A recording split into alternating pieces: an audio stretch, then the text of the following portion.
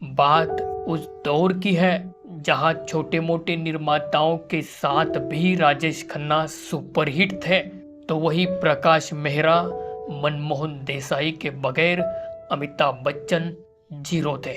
1959 से लेकर 2012 तक, धूल का फूल से लेकर जब तक है जान तब तक, एस चोपड़ा ने अमिताभ बच्चन के ऊपर ऐसा दांव खेला कि वो जैकपॉट साबित हुआ। हर रोज हम देखते हैं स्टार्स की चमक कम या ज्यादा होते रहती है, पर महान अभिनेता हमेशा लोगों के दिलों में जिंदा रहते हैं। जहां राजेश खन्ना आज भी लोगों के दिलों में बसे हुए हैं, वही मिस्टर बच्चन बेहद प्रोफेशनल है। तो दोस्तों, ये ना किस्सा राजेश खन्ना का है, ना बात अमिताभ बच्चन की है। ये बात है वक्त हालात की। ये बात है ऐसे दौर में जिन्होंने किसी का फायदा उठाया तो किसी का फायदा बन गए। नमस्ते दोस्तों, मैं हूं अनुराजा और आप देख रहे हैं आपका अपना फेवरेट चैनल। उन दिनों फिल्म निर्माताओं के दिलो दिमाग में राजेश खन्ना की जो छवि बनी हुई थी, अमिताभ बच्चन ठीक उससे उल्टा थे। राजेश खन्ना शूटिंग पर देर से आने के लिए और यहाँ तक कि अगर उनका मूड ना हो तो शूटिंग कैंसिल देने के लिए मशहूर थे। मिस्टर बच्चन अनुशासन का दूसरा नाम थे। कॉल टाइम से 2 मिनट पहले भी नहीं और 2 मिनट बाद में भी नहीं, ऐसी उनकी खासियत थी। बड़े से बड़े लोग उनके आने के टाइम पर अपनी घड़ी ठीक किया करते थे। सेट पर वो पूरी तरह से पूरे ध्यान से डायरेक्टर की बात सुनते थे। मीडिया में भी हालात ऐसे हो गए थे कि राजेश खन्ना के खिलाफ मानो एक लहर ही चल रही हो। कई पत्रिकाओं में अमिताभ बच्चन को राजेश खन्ना के स्टारडम का अगला दावेदार तक बताया जा रहा था। ये वही मीडिया थी जिन्होंने राजेश खन्ना को फिनोमिना का खिताब दिया हुआ था। वही लोग अब इनके नाम के आगे एक्स फिनोमिना जोड़कर न्यूज़ छापने लगे। बात साफ हो गई थी कि राजेश खन्ना का करिश्माई दौर भूतपूर्व हो चुका था। 1 साल पहले आई दाग कामयाब रही थी और यश चोपड़ा का बैनर पूरी तरह से स्थापित हो चुका था। तभी यश चोपड़ा को सलीम जावेद की लिखी एक शानदार स्क्रिप्ट मिल जाती है। प्रोड्यूसर के रूप में गुलशन रॉय आ गए, लेकिन यश चोपड़ा अपने निर्देशन में बनने वाली इस फिल्म में राजेश खन्ना के बजाय अमिताभ बच्चन पर दाव लगाने का फैसला किया। वो फिल्म थी दीवार। राजेश खन्ना ने अपने इंटरव्यू में ये बात कही भी है कि दीवार फिल्म पहले उनको ऑफर हुई थी, लेकिन जो लेखक थे स्क्रिप्ट के सलीम जावेद, उसमें से सलीम खान ने इस बात को पूरी तरह से इनकार कर दिया। उन्होंने कहा कि दीवार के लिए कभी भी राजेश खन्ना के लिए नहीं सोचा गया, ना उनसे कभी बात की गई। हमने वो रोल अमिताभ बच्चन के लिए ही लिखा था। अमिताभ बच्चन उस रोल में पूरी तरह से फिट बैठ रहे थे, उसमें अदला बदली हो ही नहीं सकती थी। और इसी दौरान यश चोपड़ा ने अपनी अगली फिल्म कभी कभी की प्लानिंग शुरू कर दी। जहां दीवार एक्शन फिल्म थी तो कभी कभी 2 पीढ़ियों के ऊपर रोमांटिक फिल्म थी। साथ ही साथ ये एक महत्वाकांक्षी मल्टी स्टारर फिल्म थी। इस फिल्म में शायराना और रोमांटिक रोल जो राजेश खन्ना को बिल्कुल फिट बैठ सकता था, वो रोल था। और इस बार भी राजेश खन्ना के नाम पर कोई विचार नहीं हुआ। शायर की भूमिका angry young man Amitabh Bachchan को दे दी गई। साथ ही बाकी जो रोल थे वो भी पूरी तरह से रोमांटिक थे। उन दिनों और बाद में भी यश चोपड़ा को हमेशा ये सवाल पूछा गया कि राजेश खन्ना को इन फिल्मों में क्यों आपने कास्ट नहीं किया। कई साल बाद अप्रैल 1987 यश चोपड़ा अपने एक इंटरव्यू में कहते हैं कि इस बात का सटीक जवाब देना बहुत मुश्किल है, क्योंकि कोई खास वजह नहीं थी। ये कुछ ऐसा है कि एक आध एक्टर के साथ आप काम करते हैं, उसके साथ आपकी समझ और एक ट्यूनिंग बन जाती है। मेरे साथ भी कुछ ऐसा ही हुआ था। फिल्म दाग के बाद मुझे लगा कि दीवार के लिए अमिताभ बच्चन ज़्यादा सही है, क्योंकि उस रोल के लिए जज्बाती और टफ दिखने वाले कलाकार की ज़रूरत थी।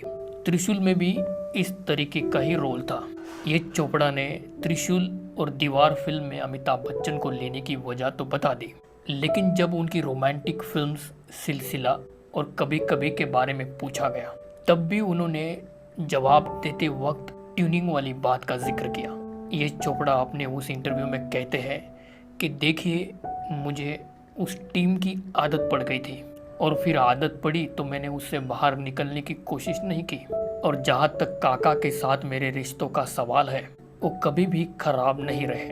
हमारे रिश्ते हमेशा अच्छे रहे। मगर कभी कभी और सिलसिला के लेखक सागर सरहदी, जो राजेश खन्ना को उनके थिएटर के दिनों से जानते थे, इस बात पर कुछ और ही कहानी बयां करते हैं। वो भी एक इंटरव्यू में कहते हैं कि मुझे याद है, मैंने एक बारी यश चोपड़ा जी से कहा था कि तुमने अच्छी फिल्म दाग बनाई है और राजेश खन्ना के साथ और फिल्में क्यों नहीं बनाते। यश चोपड़ा ने उस वक्त जवाब दिया, यार मेरा उसके साथ काम करना मुश्किल है।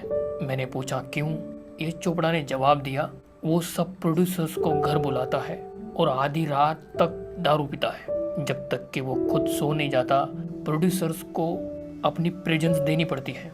फिर अगर वो मद्रास जा रहा है तो सारे प्रोड्यूसर उसको छोड़ने एयरपोर्ट जाते हैं, और जब लौटता था तो प्रोड्यूसर्स उसको रिसीव करने भी जाते थे। यश ने मुझसे कहा कि ये काम मुझसे नहीं होता, ये सुपरस्टार वाली डिमांड्स मुझसे पूरी नहीं होती। अब ये तमाम सारी बातें यश चोपड़ा जी ने सागर सरहदी से कही है। इस बात का जिक्र छिड़ाई है तो एक फिल्म पत्रकार थी, फिल्म स्टेट जर्नल की संपादक और फिल्म पत्रकार भारती एस प्रधान अपने एक इंटरव्यू में बताती है कि यश चोपड़ा ने भी ये सब किया जब तक उन्हें राजेश खन्ना की जरूरत थी। फिर उन्हें अमिताभ बच्चन के रूप में एक अल्टरनेटिव मिल गया, वरना शायद वो बाद में भी वो सब करते रहते जो राजेश खन्ना चाहते थे। ये सब एक जैसे है। जैसे ही स्टार का मार्केट गायब हुआ, खराब हुआ, ये सोचते हैं कि अब मैं उसकी चमचागिरी क्यों करूं। मैंने राज कपूर के अंतिम संस्कार के दिन बहुत बड़े निर्माता को अमिताभ बच्चन के चप्पल हाथ में लिए उनके पीछे चलते हुए देखा है। फिल्म इंडस्ट्री में ये सब होता है। ये बातें भारती एस प्रधान ने कही थी। ये चोपड़ा ने अमिताभ बच्चन को उस वक्त अपनाया जब राजेश खन्ना का करिश्मा थोड़ा थोड़ा ढलने लगा था। यश चोपड़ा ने जब राजेश खन्ना को छोड़कर नए लड़के अमिताभ बच्चन को अपनी फिल्मों का हीरो बना लिया, तब ये बात राजेश खन्ना को पसंद नहीं आई। नमक हराम के बाद वो अमिताभ बच्चन को लेकर काफी असुरक्षित हो गए थे। सागर सरहदी बताते हैं कि एक बार मैं कोई स्क्रिप्ट लिखने खंडाला गया और वहाँ मेरी मुलाकात राजेश खन्ना से हो गई। मैंने उनसे पूछा कि यार तू यश चोपड़ा के साथ कोई फिल्म क्यों नहीं कर रहा। वो चिढ़कर बोले कि यश अच्छा डायरेक्टर नहीं है, वो मेहनत बहुत कराता है, सुबह से लेकर रात तक मेहनत कराता है, मुझसे नहीं होगी इतनी मेहनत। मैं उसकी बात सुनकर हंस पड़ा था। यहाँ ये बात भी गौरतलब है कि यश चोपड़ा की तरह बाकी निर्माताओं निर्देशकों ने राजेश खन्ना के साथ दोबारा काम नहीं किया। वही जे ओम प्रकाश, शक्ति सामंत जैसे कई निर्देशक थे जिन्होंने राजेश खन्ना के साथ कई फिल्में बनाई। और जब मैंने जे ओम प्रकाश से राजेश खन्ना के इस पहलू के बारे में पूछा, तब उन्होंने जवाब दिया कि राजेश खन्ना के साथ मेरा काम करना सबसे आसान और सबसे बेहतरीन काम रहा। सब कुछ इस बात पर निर्भर करता है कि आप अपने कलाकारों को कैसे हैंडल करते हैं। कुछ लोग गलत वादे कर देते हैं और फिर परेशानी बहुत ज़्यादा हो जाती है। मुझे राजेश खन्ना ने कभी परेशान नहीं किया और ना ही मुझे कभी डेट्स के लिए उनके बंगले पर हाजिरी लगानी पड़ी।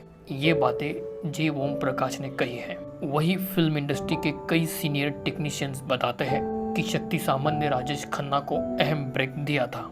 वो ऋषिकेश मुखर्जी की भी बहुत इज्जत करते थे, इसलिए या मतलब वो सीनियर फिल्म मेकर्स को वो सुपरस्टार वाले नखरे नहीं दिखाते थे, बेहद कंट्रोल में रहते थे। मगर अच्छे व्यवहार वाले उनकी खबरें कम ही छपती थी। इस बात पर रोशनी डालते हुए निर्माता निर्देशक जे ओम प्रकाश कहते हैं कि काका की लाइफ वैसे भी ऐसे थी कि एक्सट्रोवर्ट नहीं थी, वो इंट्रोवर्ट थे। वो कहते हैं कि उसकी हर एक से बातचीत भी ज़्यादा नहीं होती थी। कई इंसानों में खूबियाँ कम होती है, कमजोरियाँ ज़्यादा। उन्हीं एक्शन रिएक्शनों से आदमी पहचाना जाता है। उसका जो रिएक्शन था वो जनरल बिहेवियर था, ज़्यादा लोगों के उम्मीदों पर खरा नहीं उतरा। सबको अच्छा नहीं लगा, ये बात मुझे पता है। वो चाहते थे कि उनकी टीम के लोग सिर्फ उनके साथ ही काम करें, पर फिल्म मेकिंग एक बिजनेस है और बिजनेस में अक्सर ऐसा मुमकिन नहीं होता है। इन्हीं वजह से उनके साथ काम करने वाले अच्छे लोग धीरे धीरे उन्हें छोड़ने लगे। अमिताभ बच्चन पर खेला हुआ ये चोपड़ा का वो दाव जैकपॉट साबित हुआ था। उस दौर में रिलीज हुई फिल्म दीवार ने फिल्म इंडस्ट्री का चेहरा मोहरा बदल कर रख दिया। साथ ही अमिताभ बच्चन के चेहरे को एक अभिनेता के तौर पर एक नई ऊंचाई मिल गई। अमिताभ बच्चन की रफ्तार बढ़ चुकी थी। इसके बाद चुपके चुपके, मिली और जमीर जैसी उनकी कई फिल्में रिलीज हुई, जिनमें मिस्टर बच्चन के अभिनय के अलग अलग शेड नजर आए। खास बात ये थी कि मिली और चुपके चुपके निर्देशक ऋषिकेश मुखर्जी की फिल्में थी और जमीर का निर्माण B.R. चोपड़ा ने किया था। अब ये वही लोग थे जिन्होंने कुछ समय पहले ही राजेश खन्ना के साथ कामयाब फिल्में बना चुके थे और तभी बॉक्स ऑफिस पर और एक जोरदार धमाका हुआ। उस धमाके का नाम था शोले। पहले दीवार और अब multi starrer action film Sholay ने हिंदी फिल्म इंडस्ट्री का ट्रेंड काफ़ी हद तक बदल कर रख दिया। रोमांटिक फिल्मों के बजाय अब दर्शकों को एक्शन और मारधाड़ वाली फिल्में ज़्यादा पसंद आने लगे। शोले के निर्देशक वही जो रमेश सिप्पी थे। उनकी फिल्म अंदाज सिर्फ राजेश खन्ना के गेस्ट अपीयरेंस की वजह से सुपरहिट हो गई थी, मगर वैसी कामयाबी के बावजूद उन्होंने अंदाज के बाद दोबारा राजेश खन्ना के साथ कभी काम नहीं किया। भारतीय इतिहास के सबसे कामयाब फिल्मों में से एक शोले को लिखने वाले राइटर्स सलीम जावेद एक समय राजेश खन्ना के बेहद खास रहे हैं। ये भी धीरे धीरे अब काका से किनारा कर रहे थे। अब सवाल ये है कि ये लोग भी काका से किनारा क्यों कर रहे थे, या चाहे ये चोपड़ा हो या जय ओम प्रकाश, B.R. चोपड़ा और सलीम जावेद, ये सभी लोग और ऋषिकेश मुखर्जी भी, जिन्होंने चुपके चुपके और मिली राजेश खन्ना के साथ नहीं बल्कि अमिताभ बच्चन के साथ बनाई। आप क्या मानते हैं? आपको लगता है क्या वजह रही होगी? कमेंट बॉक्स में मुझे जरूर बताना। और भी सच्ची बायोग्राफीज को देखने के लिए चैनल सब्सक्राइब करिए और ये वीडियो पसंद आया होगा तो लाइक और शेयर करिए। धन्यवाद।